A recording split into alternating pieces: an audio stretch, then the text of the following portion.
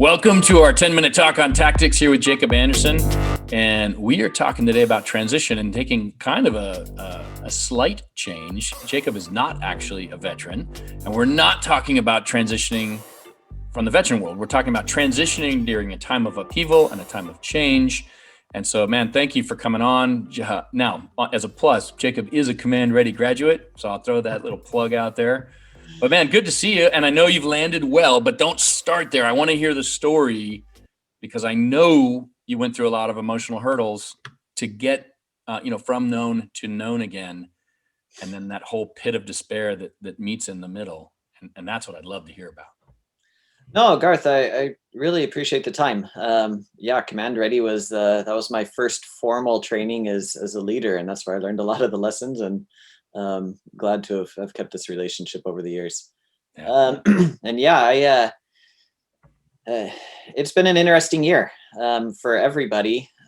However, I found myself strangely unemployed after 16 years in a career, and it was the first time I actually went through anything remotely like that in my life. I've been fortunate to have always been able to find, steady employment throughout my life. And I spent 16 years in operations and, a good part of that in leadership, but, due to restructuring at that company, impact of COVID and the fear that a lot of companies felt during that time, found myself in the job hunt along with millions of others. And it was not easy. I think partly it was just, I was, responsible for wife and kids and all of that. And so, it wasn't just any job would do. I had a family and mouths to feed and provide for. And thankfully I'd had some training and been working on personal development stuff. So I took it as a, tried to have that positive mindset of, hey, there's definitely something out there better.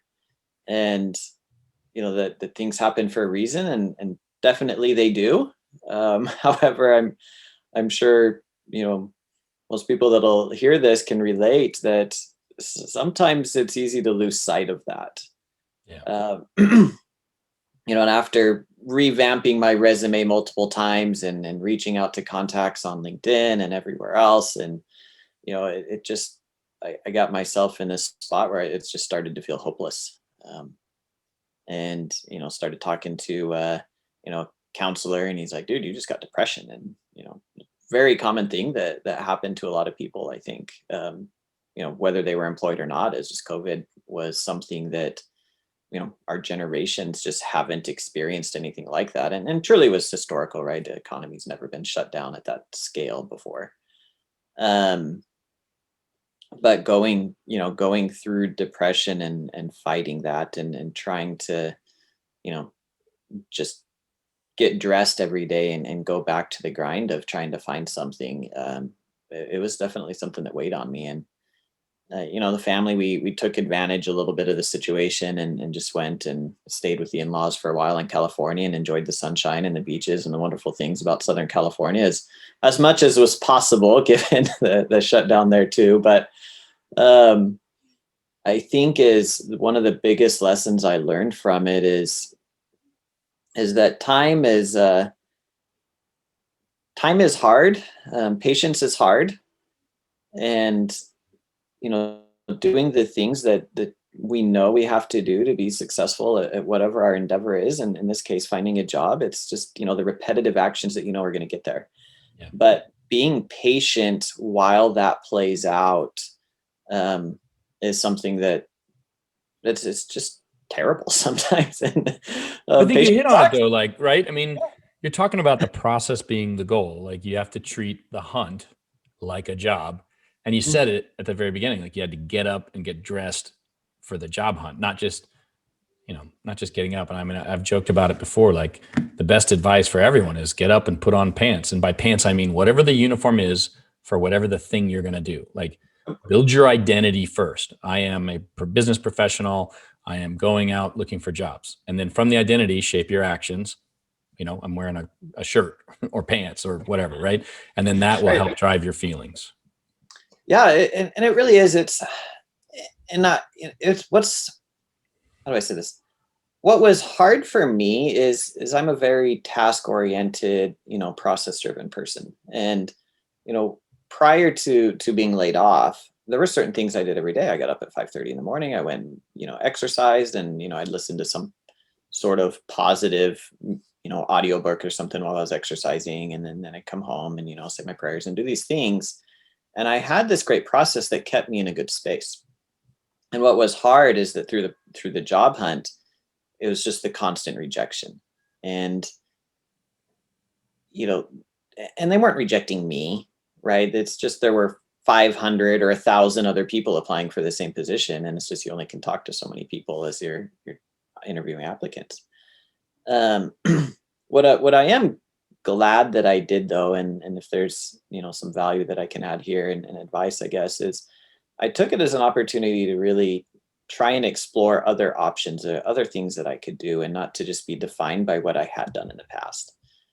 So I got into sales again, and got my life insurance license and tested that out. And I said, you know what, that's no. After a time, it was like, no, that's really just not me. It doesn't fit who I am, and I don't like having like a loaded conversation. Like the reason I'm talking to you is kind of I hope I'm going to be able to sell you something, right? And that's not really, that's just my mental block in sales. But so I tested that out, and then after 6 or 7 months of this, I was connected with another company, and I had the chance to go do something different, provide value elsewhere. And even though that it never really fit, the culture was off and different things, it allowed me to pay bills. And I've told my wife since, I said, I think some of these transition jobs that I had, I'd look at it and say, is this something I want to do forever? And really that's the wrong mentality. It's like, does this help me with where I'm at today? And yes, but knowing that it didn't feel right, I tried to take that as feedback of, continue the hunt and keep exploring. And having something that paid the bills allowed me to heal emotionally and mentally enough to then be able to have future conversations that have landed me where I'm at. And I'm with a, wonderful company, Go Health, and they're growing and vibrant, and I'm in a position where I can provide value as a leader again, and the culture is right. For the rest of those, still out there in this hunt, like, define what it is that you're really looking for. And law of attraction says what you focus on you get. And so focus on what are the things that you're really looking for. Figure out what it is that makes you happy, what makes you feel settled and fulfilled, and focus on those things, and then just do those daily habits that'll eventually get you there. And I will. I think you said something else too, so if your immediate friends, right? If they could have helped you, they would have helped you right away. Oh Right. yeah. It's that larger network. And you mentioned like, you got to reach out and you got to go, like, if there's 500 people applying for the job, your odds on a resume are pretty darn low. Right. And that's where your network and your connections and your referrals have got to be helpful. Because you never know, but it's not usually the first order connection that gets you the job. It's that second or third degree of separation. Because again, the people 1 degree removed are looking out for you. They're tight. They're the people you spend all your time with. If they knew of a job, they'd have given it to you. So Yeah, you have to expand that reach. you really do. It's and I got to the point where I literally went through every single connection I had on LinkedIn and kind of looked at what is it they were doing, because as we all know, we end up connecting with people we have no idea who they even are. They just share like 50, 100 different connections. And I'd send a personal message and wish them well and everything else, and say, hey, these are the skills I can bring to the table. I'd love to add value to your company. And what ended up happening with where I'm at now, with Go Health, is a fellow colleague got laid off around the same time I did, ended up working for them for the course of about 2 or 3 months. And so it clued me in, hey, this company even exists.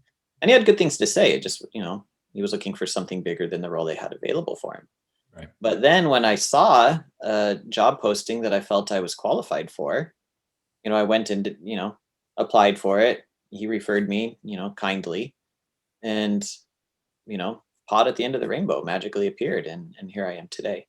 And so, you know, I guess, and the other thing is, the hardest part with this is, for a while, I took it as a personal attack that I had been laid off. Like there's something wrong with me, and that there wasn't value in skills. Like my educational background doesn't fit my current work experience, and that's somewhat common. But like my degrees have nothing to do with what I do today. They're really not of a lot of value in that way.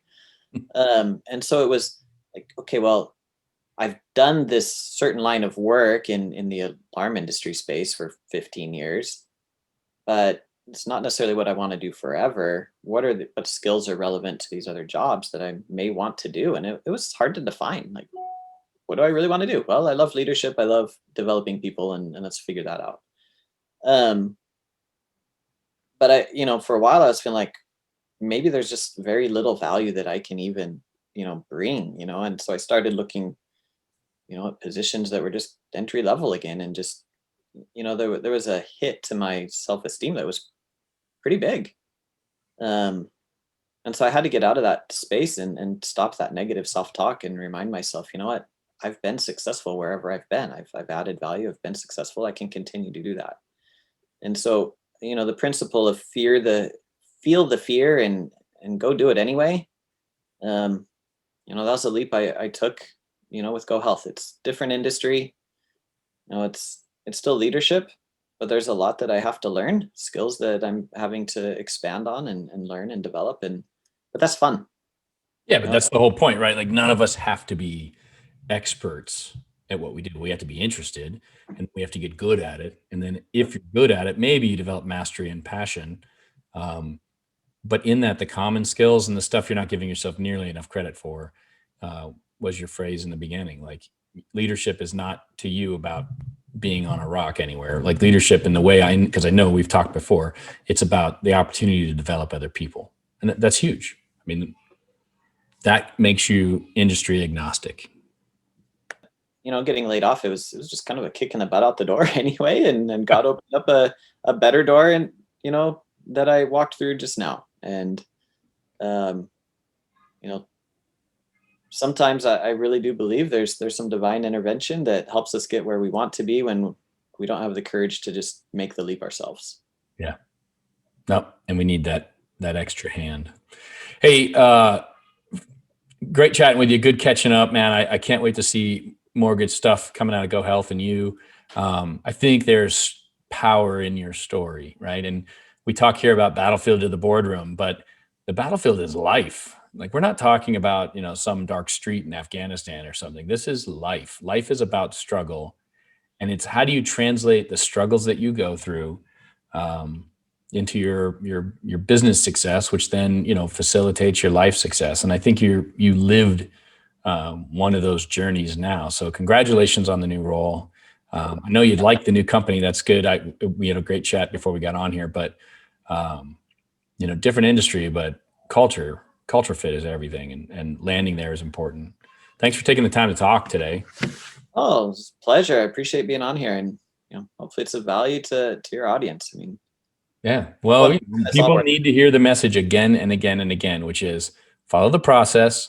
It does not guarantee success, but what it does is it sets you up so that when success and opportunity comes, you're available to take it. And if you're not following the process, if you're sitting on the couch with ice cream on your belly like an otter, that's not the way to facilitate getting there fast. You got to get up and do the work. But the ice cream is delicious once in a while. Yeah. All right, brother. Great talking to you. Battlefield of the boardroom. We'll see you guys next time. Hit like, hit share.